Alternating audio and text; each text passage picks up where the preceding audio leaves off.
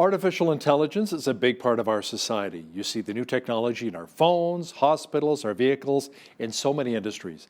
To talk more about it is Dr. Jeff Zweerink. He's an astrophysicist and a senior research scholar with Reasons to Believe.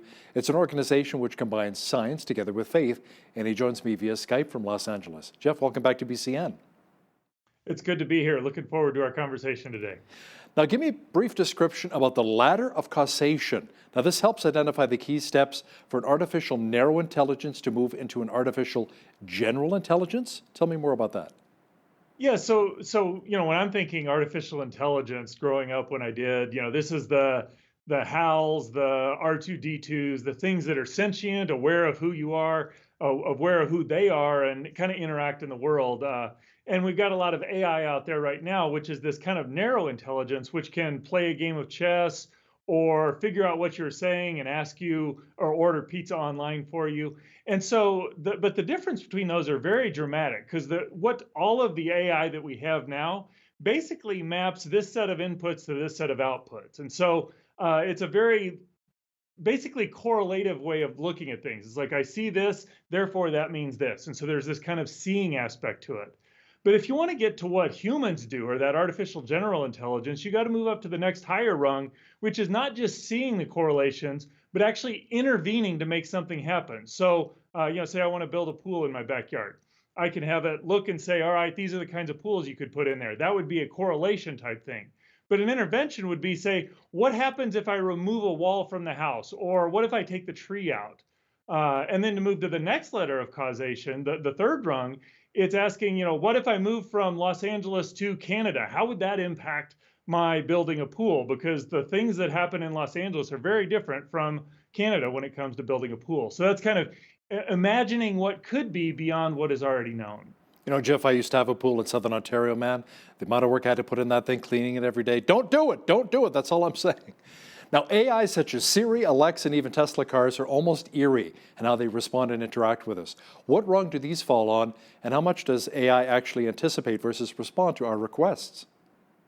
Well, all of the AI that's out there that I'm aware of is kind of on that first rung of causation, that they're looking at, again, mapping inputs to outputs. So they're seeing this, and therefore that means this. And there's some algorithm for how they choose between different options, but it's seeing this and correlating with that. So all of the AI that we have is at that level.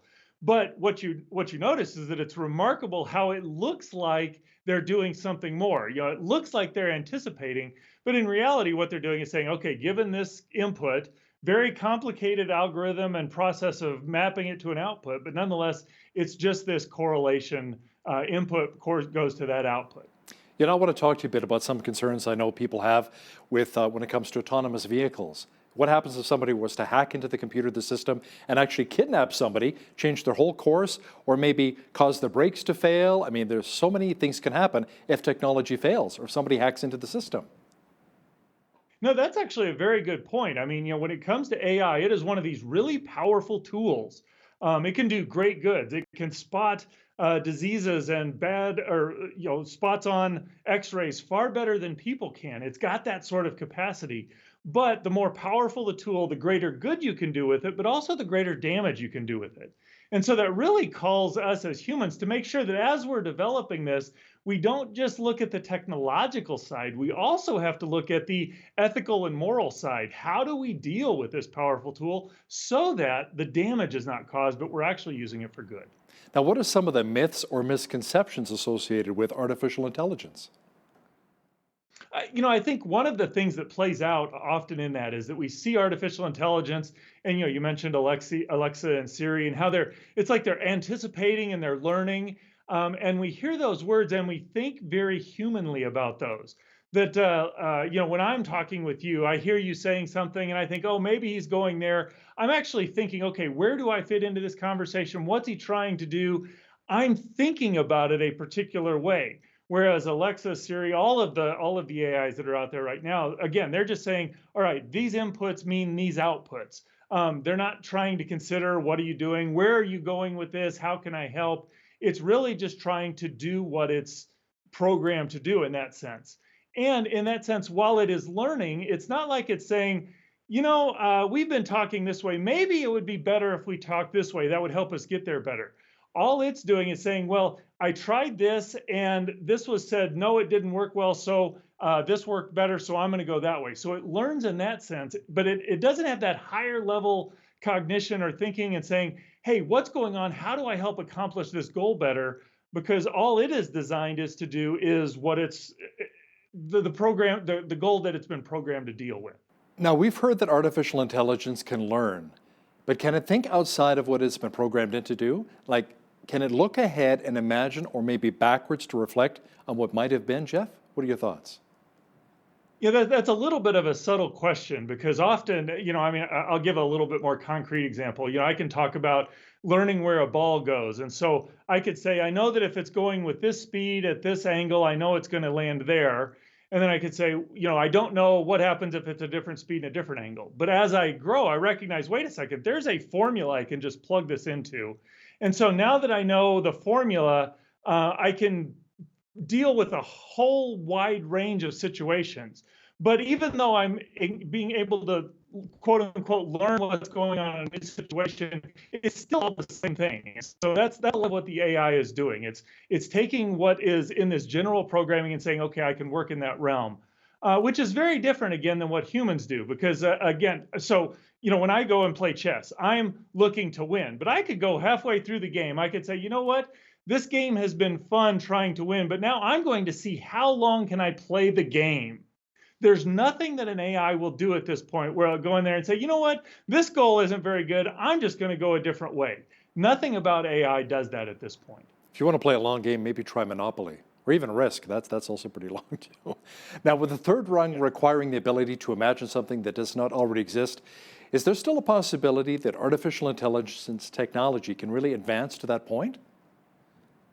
Well, there are people who are developing the mathematics that allows an algorithm or an artificial intelligence to do some of those, not just see, but actually intervene and gather new data to see what might go on, and also to even imagine new scenarios. But the best I understand it at this point is there are aspects that it's going to mimic of human behavior, but it still is not doing it in the way a human does. Because again, what allows the computer to do that or the AI to do that is there's just this incredible wealth of data that it can process through and figure out. So it may be able to imagine or get to the place where it says, okay, let's look at an entirely new situation that doesn't exist. Say maybe if I didn't move to California, where would I be today type thing. But it's not going to be able to do that nearly as universally or as generally as humans do, because there's also a relational aspect of the way humans behave. And putting that into a computer, I think that's one of the things that really distinguishes us from a computer. You think of what Spock does, the ultimate logical machine. But ultimately, what we like about Spock is that he behaves rather humanly. He actually engages in a relationship.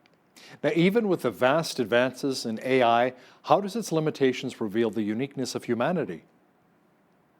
Well, I think as we begin to think about what is an AGI and how do we get to a general intelligence, what that forces us to do is ask, what is it about humanity that's unique and distinct, and what do we need to do to make a computer do that? It used to be that if we could the thought was if we could make a computer that could beat humans at chess, that would be a general intelligence, or maybe at poker, or maybe at this. And what we found is that every time we've achieved those goals, we say, all right, we can actually build computers that are far better than humans at chess or any well-defined game, quite honestly, but they still just approach it very differently. We approach it from a thought process, but we also ask, how do we play into this? So when the computer wins the game of chess, it never says, yeah, that was a great game of chess. It doesn't say anything. It just won the game of chess. Whereas I would be very excited if I could beat a grandmaster playing chess or my team won the Super Bowl. The AI just doesn't think that way. So there is this distinction in how humans are. We're aware of where we stand in the situation, not just accomplishing tasks like an AI would do. Yeah, you're right. It'll just say game over. Thanks for playing. Now, what might that uniqueness say about us, where or who we come from, and our purpose in this universe? Well, I think the fact that an AI doesn't think that way, that we do think that way, leads to the idea that perhaps this is not all there is. If if we can imagine worlds outside of our universe, maybe there is a world outside our universe. If our ability to perform tasks is important, but we also are driven to relate to people, maybe we're designed to be relational. And I find that that fits very comfortably within Christian theistic thought, that God, in and of his being, is relational. He's created us in his image. Therefore, we are relational. We're emotional beings. We're social beings. We're also engineer type beings. And so we've got this great wealth of who we are, or the attributes that we share, that ultimately flow from being made in God's image. The point is to something that's far bigger than what we are. And I think as we get closer to creating an AI, we see that AI will not match us, that it's made in our image. We see that we're also made in somebody else's image. Elon Musk, Steve Wozniak, and Bill Gates have expressed concerns in the past about the risk posed by artificial intelligence, perhaps that we may rely on it a little bit too much. What are your thoughts? I think that's a definite possibility. We seem to, as a people, be driven towards increasing comfort and avoiding hardships and working less, and that tends to lead to giving away things that protect our freedoms and our liberty and our capacity to take care of ourselves and manage new situations. And so the more we become dependent on it, I really do think that's problematic, especially if we're designed to work and be social and conquer and go out and explore this world, which I think, again, that flows out of a Christian worldview. How about AI potentially taking away people's jobs as well? There's always that concern too. I think that's somewhat inevitable, and there's a good part and a bad part of that, because there are certain jobs that are dangerous and humans get hurt, and so if we can have AIs do that, but just becomes a lot easier. Or if your screwdriver breaks, you may be sad, but you go to the store and buy a new screwdriver. If you break an arm and you can't work, that's a bigger deal. So there are aspects of what an AI can do that will help humanity. Again, we have to be careful that we don't kind of have that Wall-E type approach where we want the AI to do everything so that we can just sit back, play our games, watch TV, and enjoy sodas on the couch. That's not healthy for us. So how do we ensure the goal of keeping AI's impact on society very beneficial? I think it's incredibly important that as we're developing the technology, we also need to be equally serious about thinking about the ethical, theological, and philosophical ramifications.